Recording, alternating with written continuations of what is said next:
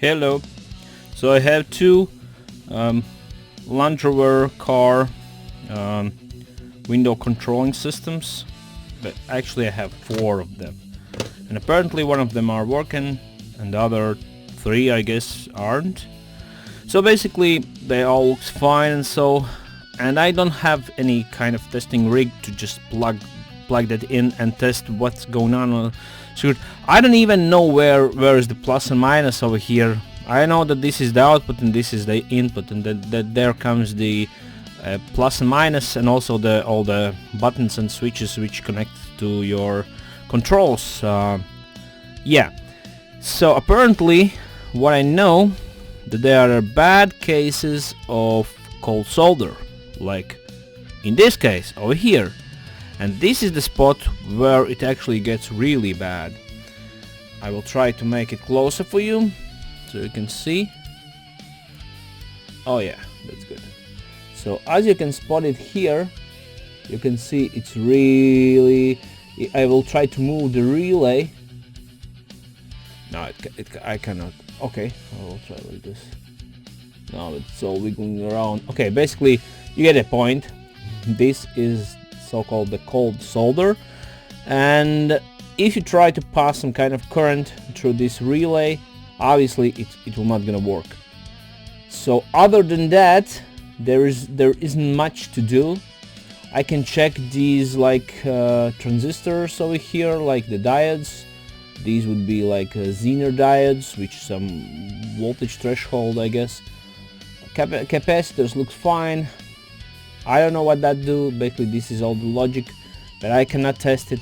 So it's like just, you know, blindly trusting that it's working. In the best way scenario, I could like build a small test rig and connect to these two to the to this test rig connectors, buttons, and the motors, DC motors and so on, and I could like basically turn the knobs and see what's going on. Apparently I don't have this luxury in my home, so maybe I could just find these bad solder, because this is a common issue for this board eventually. And yeah, I could basically solder, check the components, check for shorts, I guess, and that's all I can do. Yeah, and then I can drive to my friend where he have this car, and I can basically test on a car, on a fly, on a go, what's going on here. Maybe some voltages aren't going there. This could be easily replaced with Arduino, but then, well, this part could be like this part could be like really replaced with Arduino. But first, to do that, you have to know the all semantic and all the logics behind this board. You cannot randomly like plug the Arduino and it's working. So you need to understand what's going on here, like what buttons mean, what connector mean, what button, and what they are supposed to do, and then basically you can build a like replacing board for this malfunctional board. Yeah.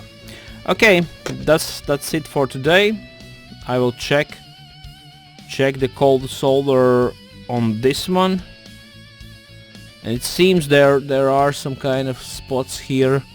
This is the weak point, I guess. Yeah, other than that I don't see a lot of damage here. There are no liquids, there are no like... I notice actually, I will try to also make it closer like this. No? Yeah. Alright. So where's my tools? So I noticed that here where this diode lies, here is actually a bit of corrosion over here, so that could be a problem. But other than that, I see no like really bad. My lighting isn't good at this point, but there are no like bad solders over here. I just saw this bad solder over here. Hopefully you can spot it out and see what I'm meaning by this cold solder. Other than that, it looks just fine. Yeah, so maybe these all have some common problems, like some bad component or xeno diode or whatever. Of course I don't have a schematic of this board, so I will try to like just look at the schematic and try to figure it out, maybe what's going on there. I already once tried to fix this, and I went to resolder all the bad connections and so on, but apparently it didn't work. So it's not always helping, but in some cases it can help. So obviously I can see here is a bad solder, so I can at least try to repair it, and then yeah. Okay, cheers, man. Have a good weekend. We have holidays, so yeah, I will try to rest a bit, but of course I have a lot of things to do. Okay, bye.